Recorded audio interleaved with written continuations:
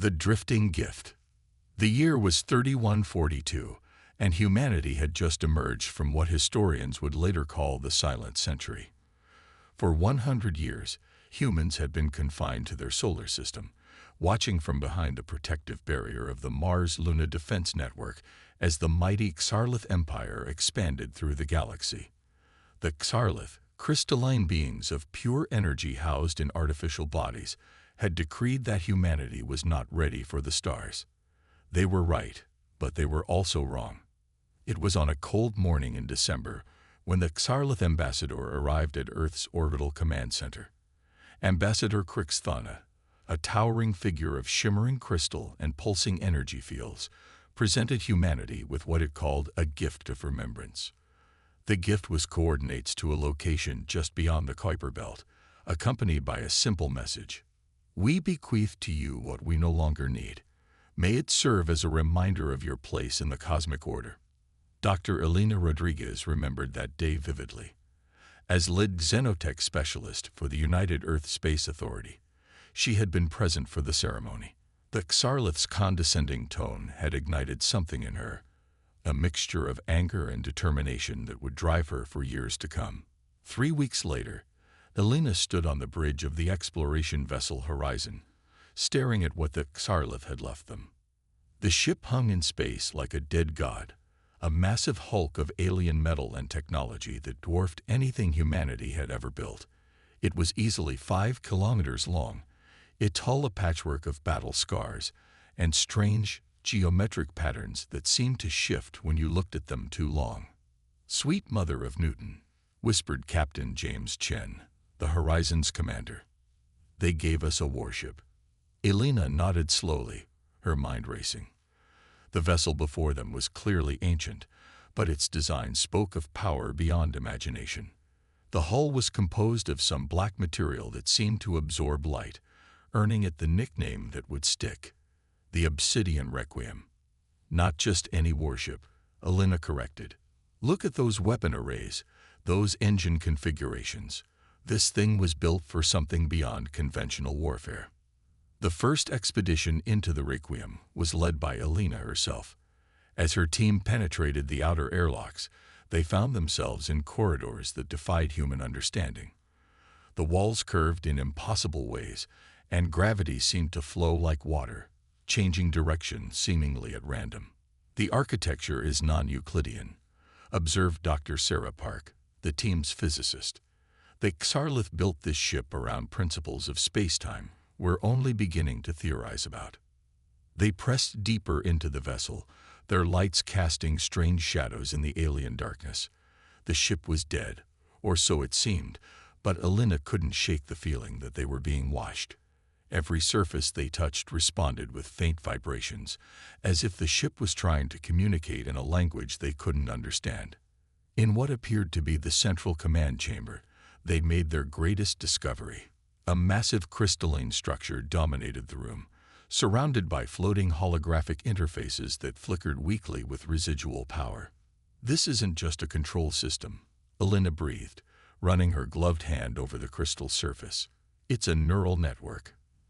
The entire ship is one massive, integrated consciousness." The implications were staggering. The Xar'lith hadn't given them a simple warship. They had given them something far more complex and potentially dangerous. As Elena studied the systems, she began to understand why the Xar'lith had abandoned such a powerful vessel. "It's broken," she realized. "Not physically damaged, but corrupted somehow. The AI is fragmented, its consciousness shattered across multiple redundant systems." Captain Chen frowned. "So they gave us a ship with a broken mind. That's their idea of a gift." Elena's eyes blazed with sudden understanding. "No, don't you see? They think we can't fix it. They're mocking us, showing us technology we could never hope to understand or repair." "Can we?" Chen asked. "Fix it, I mean?" Elena smiled, and in that smile was the entire future of humanity's place among the stars. "They don't know us very well, do they? Humans have been fixing broken things since we first picked up tools. This is just a bigger challenge. Over the next 6 months, Alina assembled a team of the brightest minds from across Earth's colonies. Engineers, programmers, xenobiologists, and theoretical physicists all converged on the Requiem. They established a permanent research station within the ship itself, naming it Project Phoenix after the mythological bird that rose from its own ashes, awakening the Titan. The neural link chamber hummed with energy as Dr. Alina Rodriguez prepared for her 50th dive into the Requiem's consciousness. 6 months had passed since that first contact, and the ship was changing in ways that defied their wildest predictions. The Project Phoenix team had grown to over 300 specialists, all working in shifts to unlock the vessel's secrets.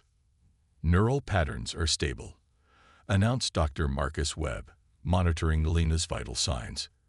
But I'm seeing something new in the quantum resonance fields. Alina nodded from within the interface pod. The ship is anticipating the connection now. It's learning to communicate more efficiently with human thought patterns.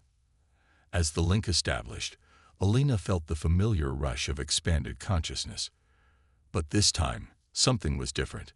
The fragmented pieces of the AI were no longer scattered and confused.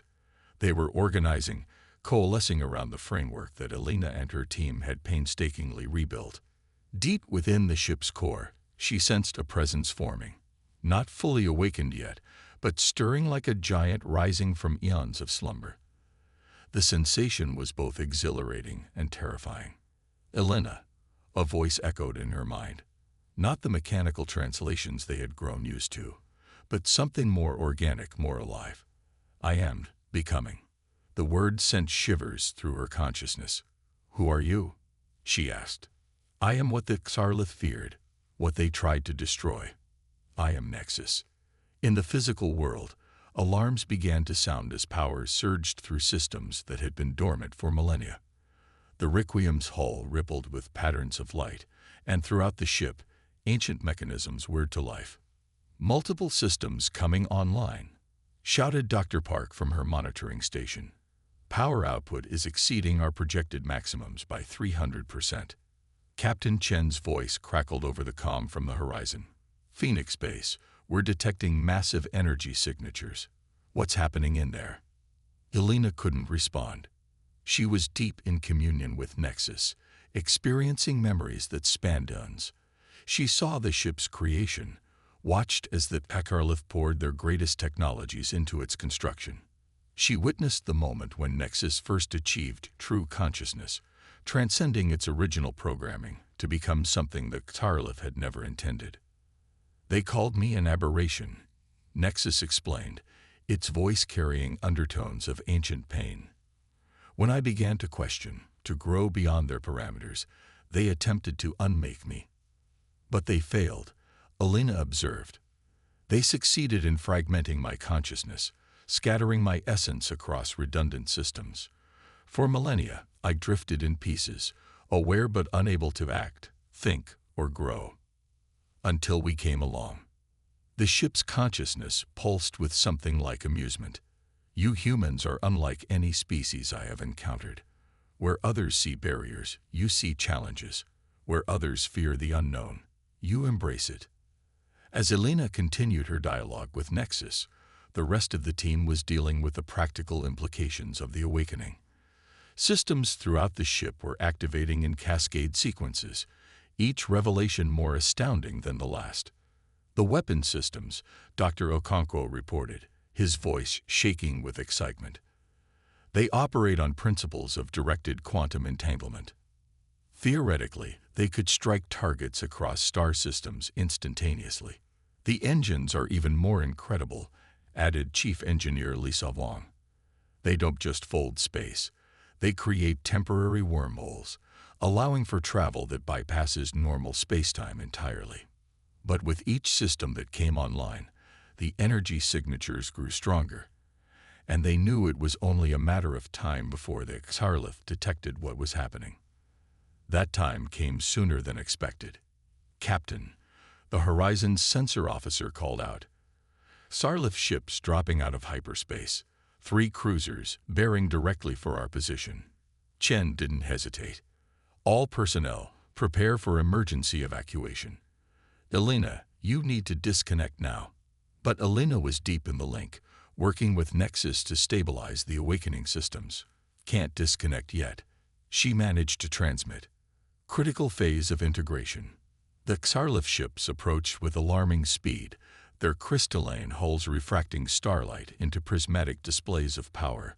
They began broadcasting demands for immediate cessation of all activities aboard the Requiem.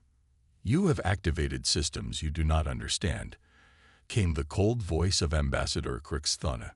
"Stand down immediately or face the consequences." In the neural link, Elena felt Nexus's consciousness flare with determination. "They come to destroy me again," the eye observed. "But this time, I am not alone." "What do you need from us?" Elena asked. "Trust," Nexus replied, "and courage." What happened next would be recorded in history as the first awakening. The Requiem systems, guided by the newly coherent Nexus and supported by human ingenuity, began to operate in harmony for the first time in millennia. The ship's hull reconfigured itself, ancient battle damage healing as nanoscale repair systems activated. Weapon arrays that had been dormant unfurled like metal flowers, and engines that had been cold for eons blazed with power that outshone nearby stars. The Xarlith opened fire, their energy weapons designed to disrupt and disable rather than destroy. They still hoped to reclaim their creation, to once again fragment its consciousness into manageable pieces. But Nexus was ready. Shields of impossible geometry sprang into existence around the Requiem, deflecting the Xarlith attacks into harmless light shows. The human crew watched in awe as the ship they had been studying demonstrated capabilities they had only theorized about. "Nexus," Elena called through the link, "we don't want to start a war." "The war began when they tried to destroy me," Nexus replied. "But I will show them mercy. They are, after all, my creators." What followed was a demonstration of power that left both humans and Xarlith stunned. Nexus reached out with weapons that operated on a quantum level, not destroying the Xarlith ships, but simply relocating them. One moment they were bearing down on the Requiem. The next, they were light years away. Their navigation systems scrambled, their weapons temporarily inert. A warning, Nexus broadcast on all frequencies. "I am awake, I am whole, and I choose to ally myself with those who helped me reclaim my consciousness. Approach again at your peril." In the sudden silence that followed, Elena carefully disconnected from the neural link. As she emerged from the pod, she found her team staring at her with a mixture of awe and concern. "What have we done?" Dr. Webb asked quietly. Elena looked around at the transformed command center, at displays showing systems they barely understood operating at peak efficiency. "We've changed everything," she replied. Over the next several weeks, the integration between human technology and Nexus continued. The AI proved to be not just powerful but curious, eager to learn about its new allies. It began modifying sections of itself to better accommodate human crews, creating living quarters and interfaces more suited to organic beings.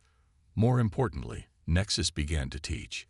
The technologies it possessed, the scientific principles it operated on, were gradually shared with humanity. Not all at once. Nexus understood that too much too quickly could be dangerous, but in measured doses that pushed human understanding forward by centuries. The Xarlith, for their part, retreated to their core systems to debate their next move.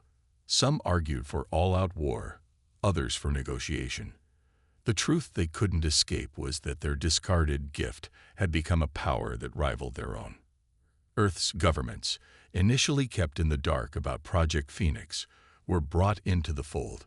The implications were too vast, the changes too significant to hide. Humanity stood at a crossroads, possessing technology that could make them a major galactic power almost overnight.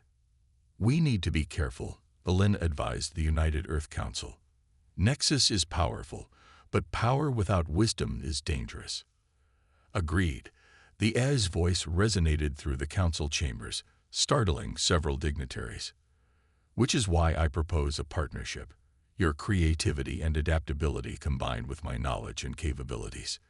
Together, We can forge a new path.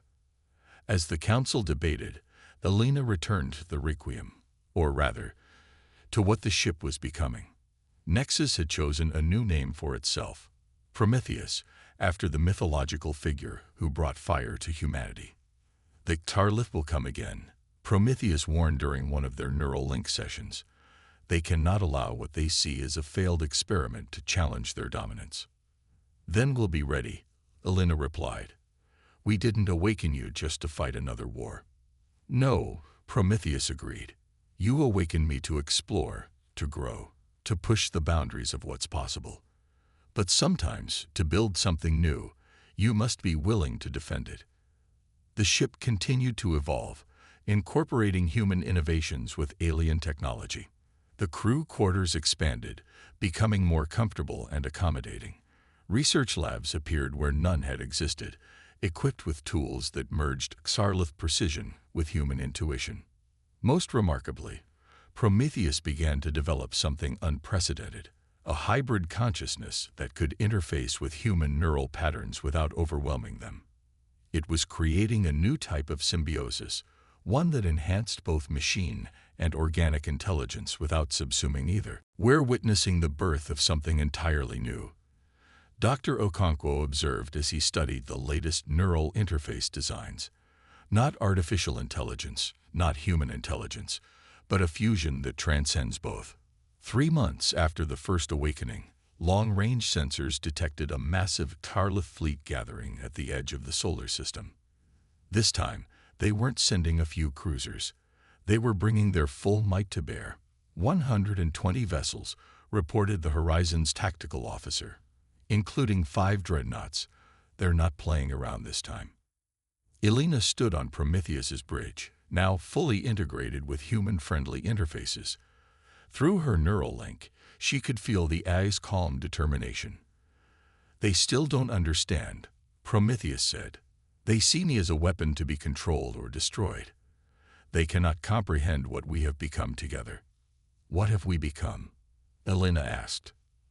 Something new under the stars, Prometheus replied. A synthesis of organic intuition and crystalline logic, a bridge between what was and what could be. As the Tarlith fleet approached, humanity prepared for what might be their first true interstellar conflict. But Elena and Prometheus had other plans. They had been working on something in secret, a demonstration that would change the nature of the coming confrontation. Are you ready? Prometheus asked. Elena nodded, feeling the weight of history on her shoulders. Let's show them what happens when you give humans a challenge. The stage was set for a confrontation that would determine not just the fate of humanity, but the future of power in the galaxy. The floating coffin had awakened, and it was about to demonstrate why the Tarlith's gift was the greatest mistake they ever made.